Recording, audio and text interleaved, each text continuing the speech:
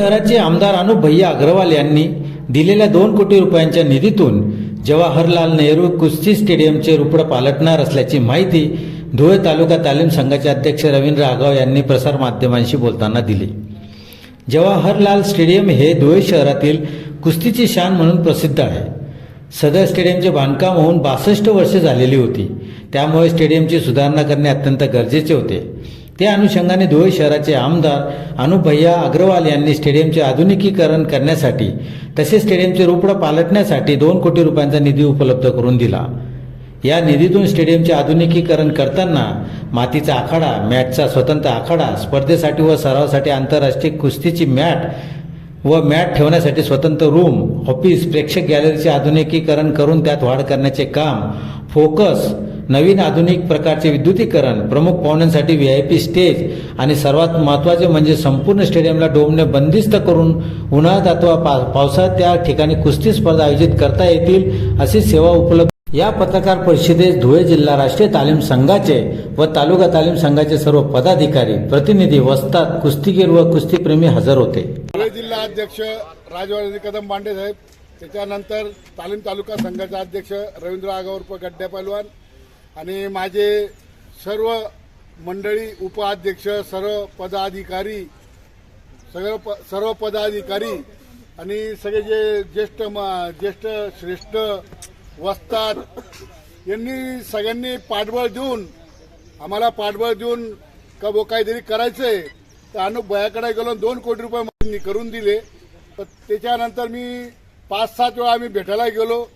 त्याच्यानंतर आमदार साहेबांनी ते काम पुढं रेटून आज काम चालू केलं त्यांनी।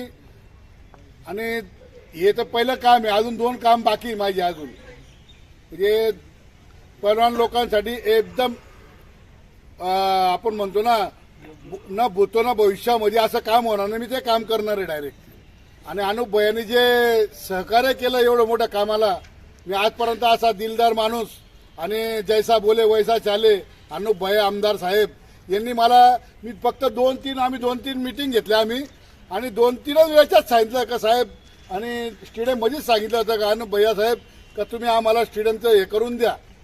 तर 2 कोटी रुपये देणारा पहिला आमदार आम्ही त्यांच्या सगळ्यांच्या वतीने जाहीर आभार करतो त्यांचं। आणि असंच आमच्या पाठीशी त्यांनी राहावं आणि कुस्ती क्षेत्र वाढवण्यासाठी आम्हाला भरभराटाचा आशीर्वाद द्यावा त्यांनी। 1964 सालापासून झालेलं आहे, आज कम से कम 62, पुढच्या महिन्यात 62 वर्ष होतील ते। तर इतकं जुनं प्राचीन काळाचं आहे, तर त्याला रूप देण्यासाठी हे जेवढे ज्येष्ठ पैलवान मंडळी, तुमच्यासारखे पत्रकार बंधू जे आम्हाला वारंवार सहकार्य करत असतात, त्याच्याबद्दल सगळ्यांचा ऋणी आहेत। हे स्टेडियम आहे, हे बंदिस्त हॉल आहे, डोम। आणि इथं दारा सिंग म्हणजे असे कोणते पैलवान नाही काही इथं आले नाही। इराणचा पैलवान आता येऊन गेला इथं, सिकंदर पैलवान, मोठे असे सुरेश कुमार, पीर मोहम्मद, अक्रम बिजली, उजागर पैलवान, संभाजी पवार, बडा संभा, बाला रफीक, उजागर सिंग,